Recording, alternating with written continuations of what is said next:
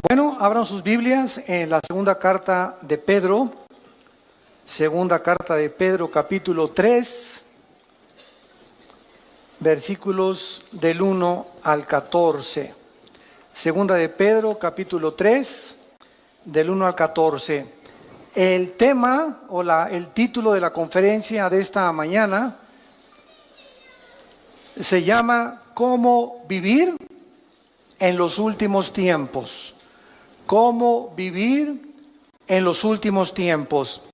Dice así el apóstol Pedro en su segunda carta, capítulo 3, amados, esta es la segunda carta que les escribo, y en ambas despierto con exhortación vuestro limpio entendimiento, para que tengan memoria de las palabras que antes han sido dichas por los santos profetas, y del mandamiento del Señor y Salvador, dado por vuestros apóstoles, sabiendo primero esto, que en los últimos días vendrán burladores, andando según sus propias concupiscencias, y diciendo, ¿dónde está la promesa de su venida o de su advenimiento?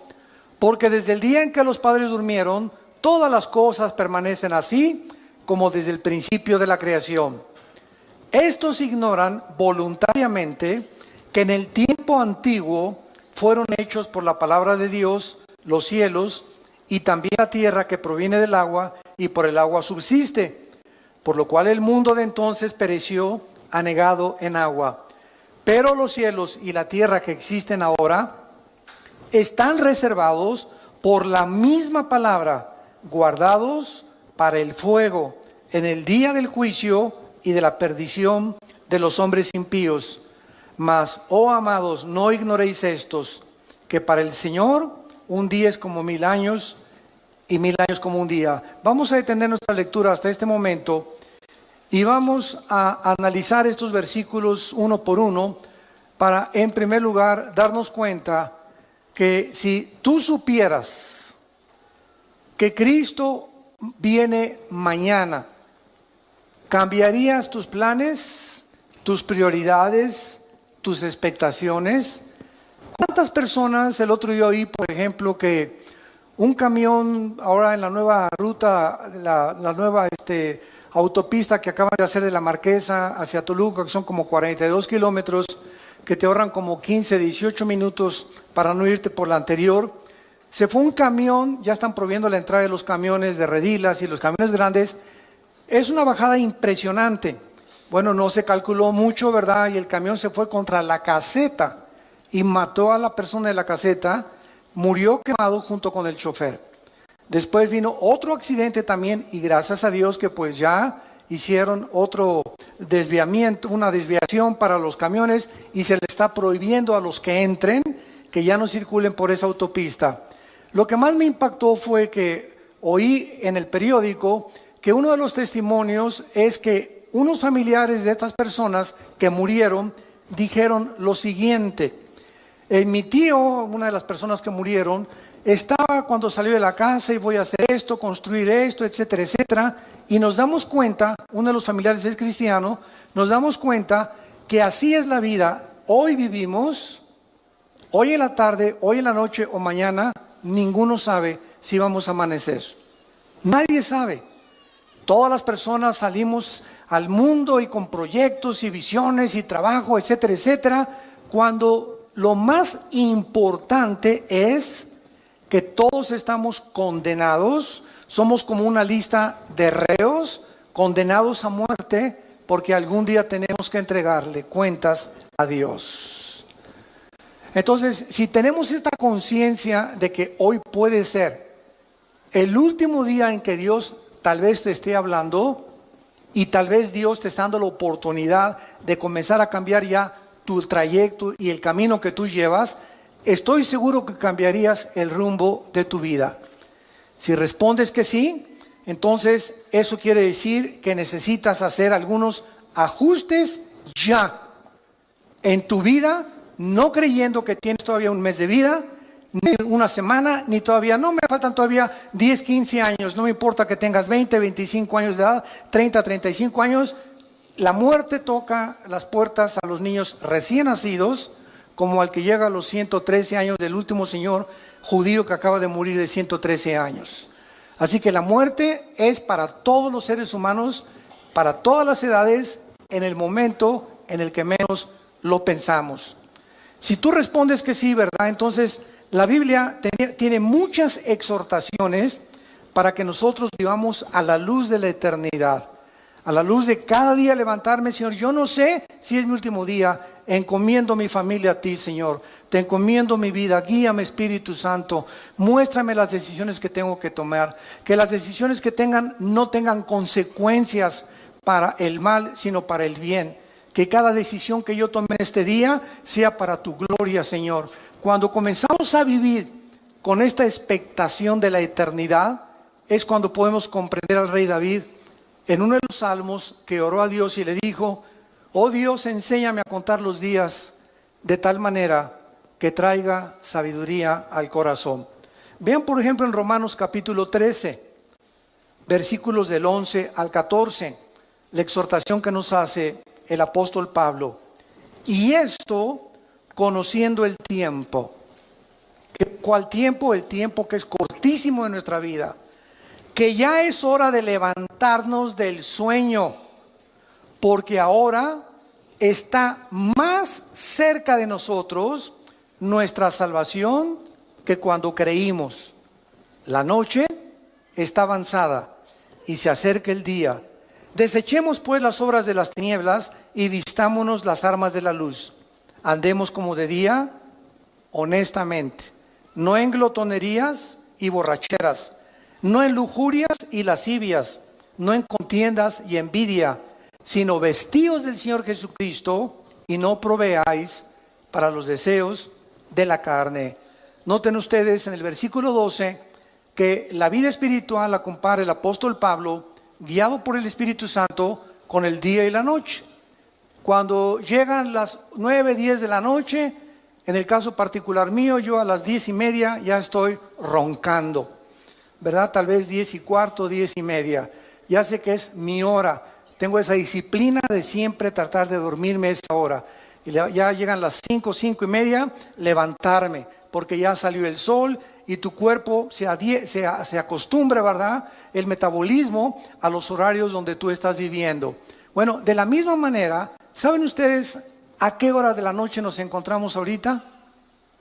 Nos encontramos en el punto más oscuro de la humanidad, donde un loco que se llama Kim Jong en Corea del Norte está amenazando bombardear la isla de Guam, donde hay 163,000 personas, más de 12,000 soldados norteamericanos estacionados. Está amenazando bombardear Alaska y Los Ángeles. Está amenazando lanzar bombas contra Japón. Ya ahorita comenzó la evacuación de Corea del Sur, porque Corea está dividida en el norte y en el sur. En el sur están completamente, no son comunistas. En el norte, este hombre, Kim Jong, de 33 años, ¿verdad? Un jovencísimo, el gordito que tienes ahí arriba de tu cama. Este hombre, ¿verdad?, está tratando de recuperar Corea del Sur, amenazar Corea del Sur.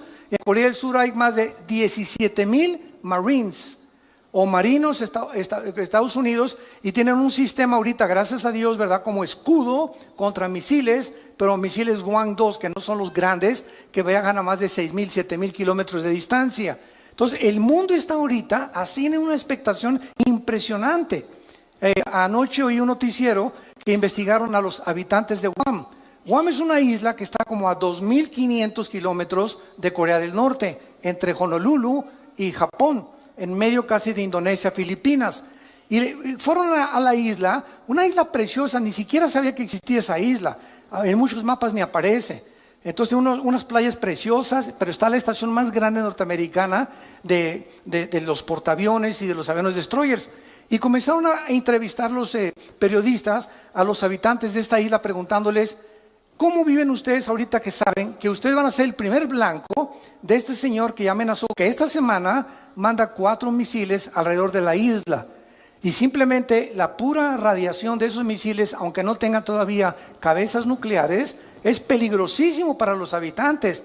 Y el 80% de los habitantes contestaron: es que todos nos levantamos en esta isla sabiendo que es nuestro último día. No esperamos amanecer.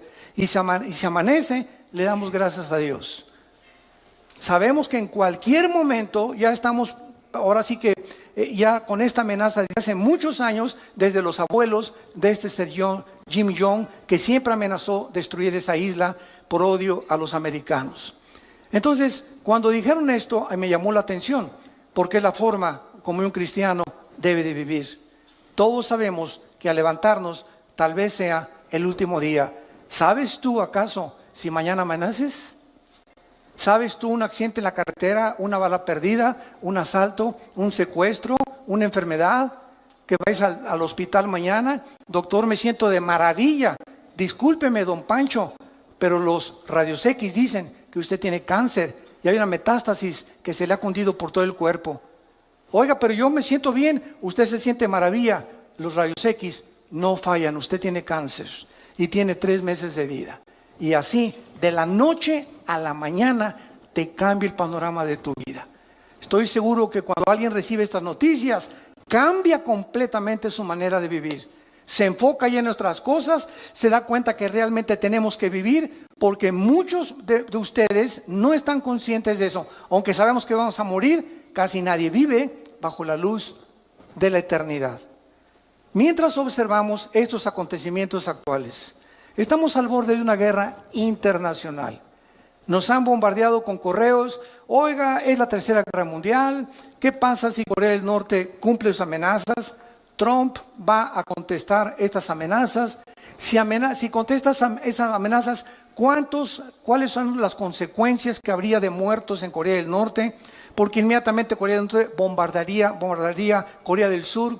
Por lo menos en Corea del Sur, el primer día habría 100,000 muertos.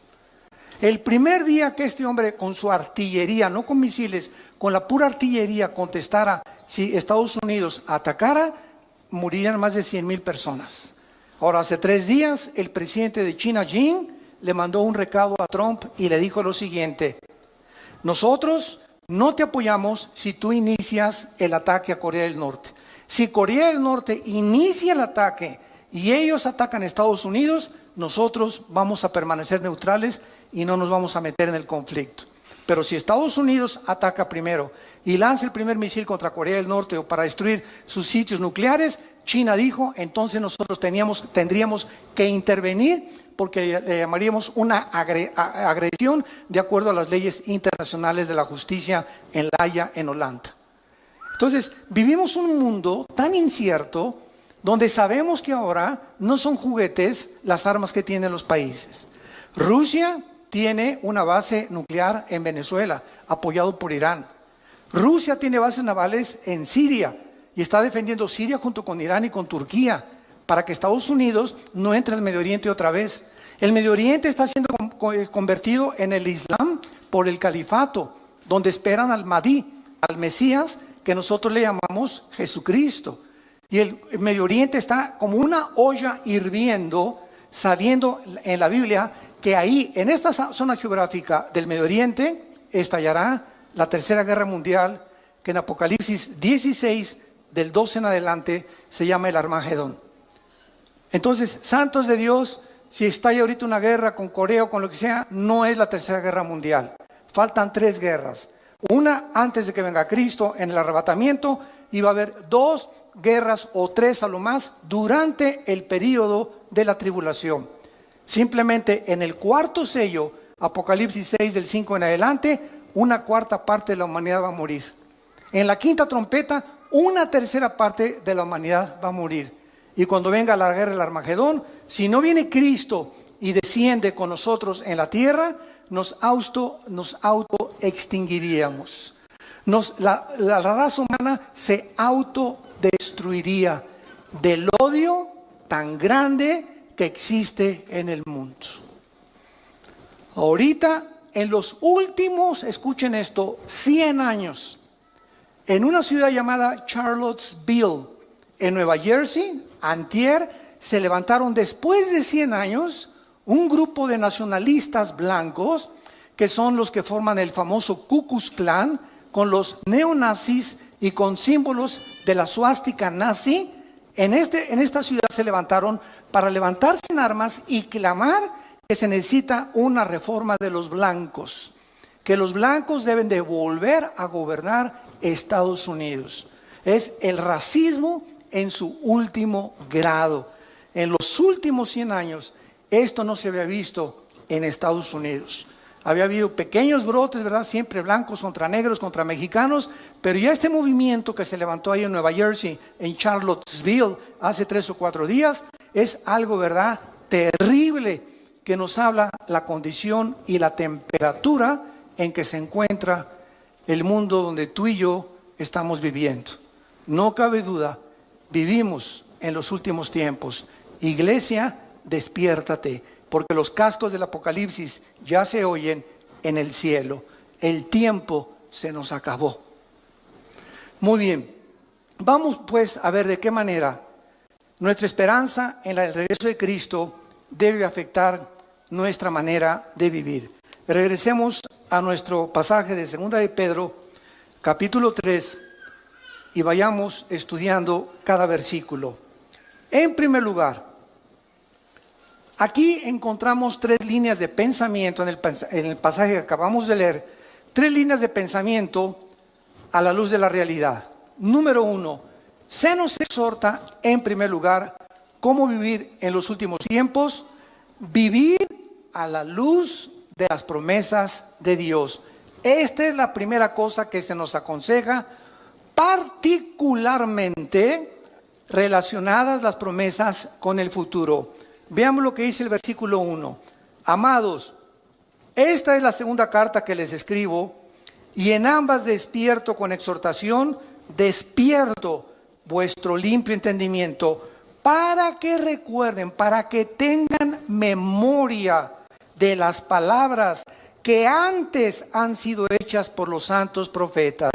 O sea, tenemos que recordar, en primer lugar, viviendo en esta última generación, recordar las promesas que en el Antiguo Testamento se hicieron respecto al futuro que tú y yo actualmente estamos viviendo. Esto se refiere a todos los eventos futuros que se profetizaron en el Antiguo Testamento, como viene la gran tribulación, la segunda venida, la apostasía de la iglesia que ya estamos viviendo. Nunca la iglesia cristiana había sido bombardeada con tantas herejías, con tantas barbaridades que se están predicando y que se están enseñando en los últimos 30, 40 años. Es impresionante la cantidad de miles, ustedes no lo saben, miles de cristianos en Sudamérica y en Europa que dicen no encontramos una iglesia con sana doctrina. Y están reuniéndose en sus casas, nos piden nuestros videos, nuestras enseñanzas a través de los CDs, etcétera, etcétera. Tenemos más de 3,725 reuniones en casas en Sudamérica que se están alimentando con el curso que tenemos de ITI, el Instituto Teológico Internacional que dirige mi hermano Alejandro, y se están alimentando de eso 1 hora diaria y están juntándose en su casa porque no encuentran una iglesia de sana doctrina. Es impresionante. En una que les piden bolsas para vomitar, en otras que la cachetada del Espíritu Santo, el chicle del Espíritu Santo, la caída del Espíritu Santo, etcétera, etcétera, que si no hablas en lengua no tienes al Espíritu Santo. Bueno, es increíble a lo que la iglesia ha llegado. Y millones de cristianos, por no tener una vocación para estudiar la Biblia sistemáticamente por libros, etcétera, etcétera, caen en la trampa y se comen y son engañados con todo lo que oyen. Nunca corroboran si lo que les enseñan es lo que enseña la palabra de Dios. Tengan memoria que esto va a venir, no nos asustemos, como me dicen muchos pastores. Acabo de estar en Guatemala el último fin de semana, se celebró el 67 aniversario de Radio Cultural en Guatemala, en la ciudad, que es la estación de radio más prestigiosa en los últimos 100 años. Y esta radiodifusora celebró el 67 aniversario, me invitaron a compartir la palabra. Y el sábado se unieron casi más de 1,700 pastores de diferentes naciones, de la ciudad de Guatemala, etcétera, etcétera. Y el domingo nos reunimos en el Parque Industrial y asistieron 18,000 personas. Entonces vemos nosotros que es una efervescencia de hambre de la palabra de Dios. Y cantidad de pastores me decían en Guatemala, hermano, es que necesitamos la sana doctrina, necesitamos regresar a las enseñanzas de la Biblia, a las enseñanzas que Cristo nos enseñó. Y yo el consejo que les daba es el siguiente: no se desilusionen, no se asusten. ¿Saben por qué? Porque Cristo nos los dijo. Cuando estas cosas sucedan, recuerden que yo se las dije antes. Entonces, esto tiene que suceder. No nos desilusionemos, al contrario, tiene que suceder, y si sucede es porque la Biblia es la palabra de Dios. Al contrario, esforcémonos, seamos valientes, echemos mano de la vida eterna, no perdamos la esperanza a la cual todos hemos sido llamados, estemos firmes y constantes en la fe, sabiendo que nuestro trabajo no es en vano. Entonces no es tiempo de ser cobardes, no es tiempo de ya me voy, tú una bola de hipócritas, esto no es cierto. Estos son los perdedores, los que quieren ponerse hasta atrás del ejército y no quieren ocupar las primeras líneas de comandantes y generales del ejército de Dios. Es muy fácil irte hasta atrás y decir, ya no peleo, ya me quedo en la casa, esto no es cierto, qué fácil es eso. Y dicen Apocalipsis 21:8, los cobardes encabezan la lista de los que van al lago de fuego. Los cobardes, no los adúlteros, no los homosexuales, no las lesbianas, no los secuestradores. Los cobardes son los primeros que dice Cristo que va a juzgar.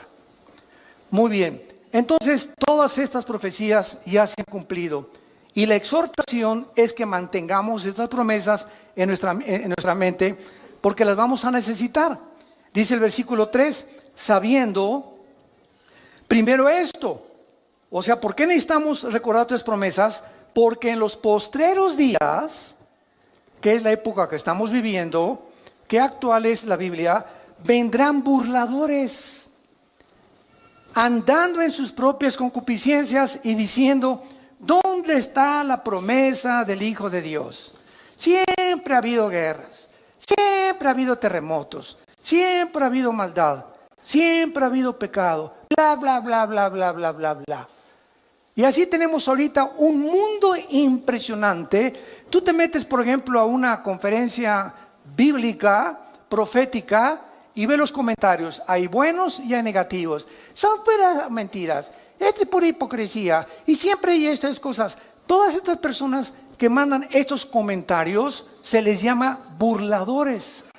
Y ahora es muy importante esto, porque eso nos explica por qué necesitamos aferrarnos a estas promesas. Un burlador, escuchen esto, no es lo mismo de una persona que tiene dudas. Porque los que dudan honestamente están abiertos a las evidencias. Pero el burlador es la persona que ni siquiera quiere oír las evidencias ni hacer caso de las evidencias o las pruebas que la Biblia ofrece para demostrarte que estás equivocado. El burlador se dedica a burlarse, a criticar, a despreciar y a atacar las cosas de Dios. En el Salmo 10, en el Antiguo Testamento, David escribió lo siguiente, versículos del 3 al 5. Salmo 10, del 3 al 5. Porque el malo se jacta del deseo de su alma, bendice al codicioso y desprecia a Jehová. El malo, por la altivez de su rostro, no busca a Dios. No hay Dios en ninguno de sus pensamientos. Sus caminos son torcidos en todo tiempo. Tus juicios los tiene muy lejos de vista. A todos sus adversarios desprecia. Y en el capítulo 14, versículo 1, dice David, dice el necio en su corazón, no hay Dios. Lo más lejos que el hombre pueda llegar es reconocer que Dios tenía razón. Y a partir de ese punto ya no llegas más lejos sin Jesús en tu vida. Entonces es importante, ¿verdad?, darnos cuenta que por qué actúan estos burladores de esta manera. Regresamos a nuestro pasaje 2 de Pedro. Y dice el versículo 3, ¿por qué estos burladores que abundan en la televisión, en las telenovelas, en los programas y en las entrevistas del radio, en el cine, en las películas? ¿Saben ustedes, santos de Dios, por qué esta gente actúa de esa manera? Burlándose, despreciándose, riéndose, haciendo mofa de las cosas espirituales. Nos lo dice el versículo 3, porque andan según sus propias concupiscencias. En otras palabras, son personas que no quieren que Dios se meta a sus vidas. Son personas que no quieren que haya nadie en el universo que les ponga 10 mandamientos para vivir. Son personas que no les importa ni tampoco les conviene tener un Dios a quien someterse. Ellos quieren andar. La palabra concupiscencia, apúntalo, significa pasiones sin control o deseos desordenados. No tengo ningún freno moral, me acuesto con el que sea, puede ser hombre, puede ser mujer, mujer con mujer, hombre con hombre, o puedo tener amante, puedo tener esposa, o me puedo acostar con mi novio o con mi novia. Son personas que no tienen frenos, están como caballos desbocados en la vida. Hacen lo que, como caballos bien alimentados, relinchan tras las mujeres que no son su esposa. ¿Y saben ustedes por qué? Lo dice aquí en 2 de Pedro, capítulo 2, versículos del 10, que describe este tipo de personas. Y mayormente aquellos que, siguiendo la carne, andan en concupiscencia, o sea, en pasiones sin control e inmundicia, y desprecian el señorío, atrevidos y contumaces, no temen decir mal de las potestades superiores. Versículo 12, pero estos, hablando mal de cosas que no entienden, como animales irracionales, nacidos para presa y destrucción, perecerán en su propia perdición, recibiendo el galardón de su injusticia, ya que tienen por delicia el gozar deleites cada día. Estos son inmundicias y manchas, quienes aún mientras comen con ustedes, se recrean en sus errores.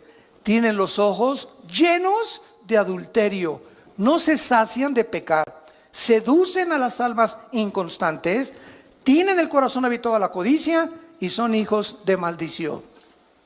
Por eso se burlan de ti. Por eso te critican que eres cristiano.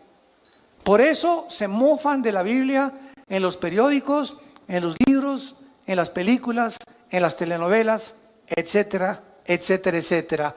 Porque detrás de estas personas se encuentra el 99% de las veces una vida de inmoralidad. Odian la luz, odian la santidad, odian a Jesús, aman las tinieblas. En el Evangelio de Juan capítulo 3 dice, y esta es la condenación, que la luz vino al mundo y los hombres amaron más las tinieblas que la luz. ¿Por qué? Porque sus obras eran malas. Porque todo aquel que aborrece la luz no viene a la luz. ¿Por qué? Porque la luz te muestra cómo eres. Y cuando nos ilumina el Espíritu Santo, nos damos cuenta, qué bárbaro, soy un basurero. Estamos podridos en maldad. Y cuando reconocemos esa maldad y esa podredumbre con la cual nacimos, el pecado original, es cuando, Dios mío, ten misericordia de mí. Y hay una cruz en la gracia de Dios a la cual nos podemos acercar y ser lavados con la sangre del Hijo de Dios. Muy bien, estos burladores también toman posiciones pseudocientíficas. Miren lo que dice el versículo 4. Y dicen, ¿dónde está la promesa de su advenimiento? O sea, de que va a venir. Porque desde el día que los padres durmieron, todo permanece igual.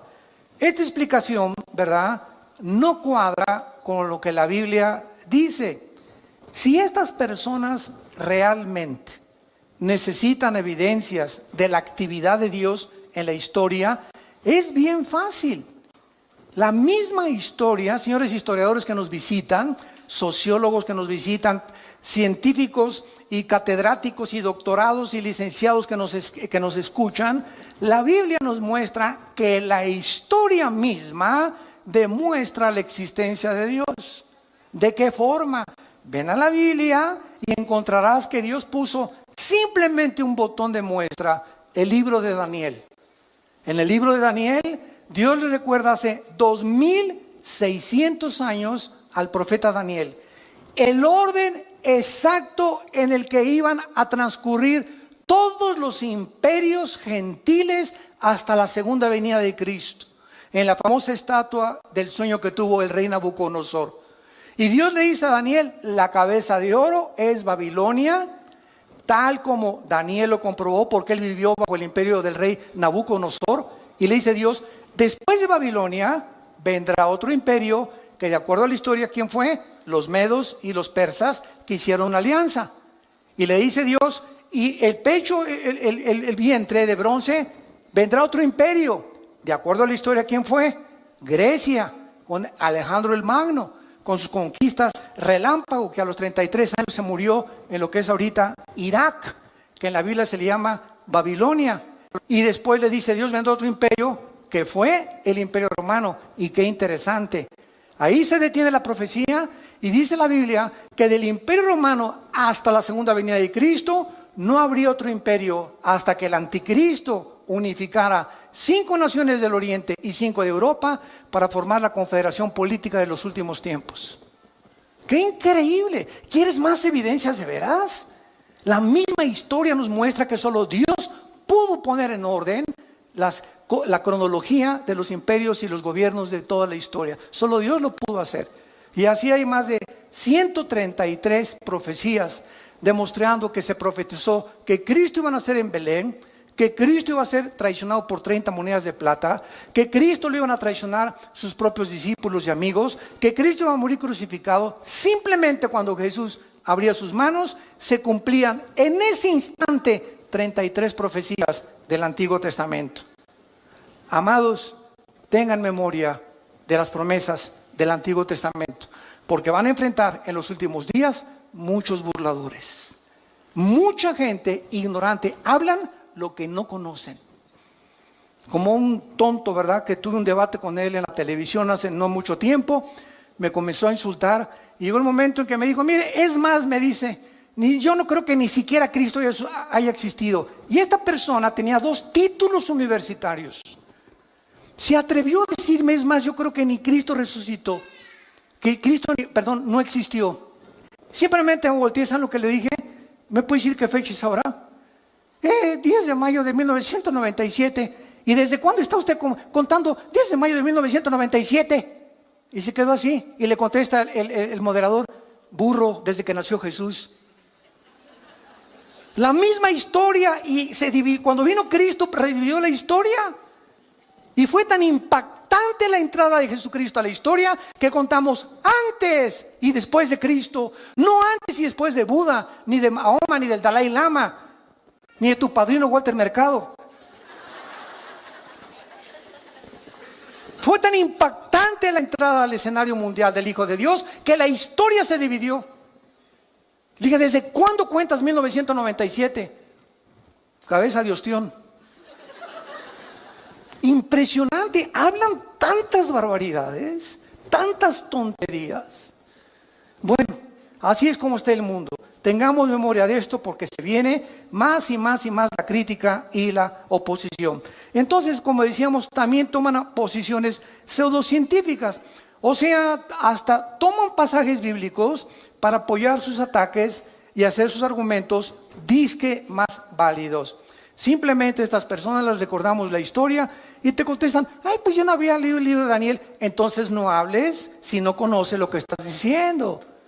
Yo no puedo tener un debate con un filósofo, por ejemplo, del tipo de Rousseau, o los que siguieron la filosofía de Rousseau, que el hombre es básicamente bueno. No puedo meterme a su ideología si no conozco lo que él me está presentando, porque al meterme yo en lo que yo no conozco, él me puede contraatacar, porque él sí lo conoce. Entonces, si yo tengo un debate con una persona, tengo que conocer sus debilidades de la ideología que me está presentando, combatirla y presentarle las mías. Y escuchen esto: el 90% de las veces que tú alegas con tu maestro de escuela, con un científico o con cualquier persona atea o agnóstica, no conocen la Biblia. No conocen más que son leyendas, este y el otro, puras tonterías, pero nunca, jamás han checado ni estudiado de una forma sistemática las evidencias y sobre todo las profecías. Entonces, te hablan lo que nunca han oído. ¿Quién te lo dijo? Mi maestro en la preparatoria. ¿Quién te lo dijo? Mi maestro en la universidad. ¿Quién te lo dijo? Lo leí en la revista Duda. Pues con razón tienes las dudas que tienes, compadre. Vemos nosotros, ¿verdad? Claramente, que cuando leemos, por ejemplo, el libro del Génesis, miren, ya sin ir tan lejos, por el amor de Dios, Virgen del Socorro. Hasta 1860 se descubren las leyes de la herencia por Gregorio Mendel. Hasta 1860 se descubren las leyes de la herencia por Gregorio Mendel. Cuando comienza a hacer experimentos con chicharitos y se da cuenta que hay algo que se transmite y que se hereda. Y ahí se paró la investigación y tuvieron que pasar casi 100 años hasta 1954, el siglo pasado. En 1954 le dan el premio Nobel de Medicina a Dr. Watson y al Dr. Samuel Crick, porque descubren la hélice del ADN, del ácido desoxirribonucleico. Hasta 1954 los investigadores comienzan a penetrar en el ADN y a descubrir que en cada una de las células que tiene el cuerpo humano y todas las cosas vivientes que existen, el cuerpo humano tiene trillones de células. Y en cada célula que tenemos, escuchen esto, en cada célula hay 500 enciclopedias británicas escritas. ¿Me escuchaste? La información que tiene el ADN en cada célula equivale a 500 enciclopedias británicas. Con 4 letras nada más. Y en esa información inteligente que cada célula tiene, está escrito tu color de ojos, tu color del pelo, mi color de piel, nuestra estatura, todas las características que tenemos y venimos heredando desde Adán y Eva. Abuelos, bisabuelos, tatarabuelos, todo se encuentra en cada célula. Entonces, el ADN y el código genético que tengo yo en mis células, le sacan una a Chita y cuando examinan el ADN de Chita, no corresponde al ADN que yo tengo. ¿Qué significa esto? Que cuando se mezcla un perro con un gato, un burro con un caballo, un león con una cebra,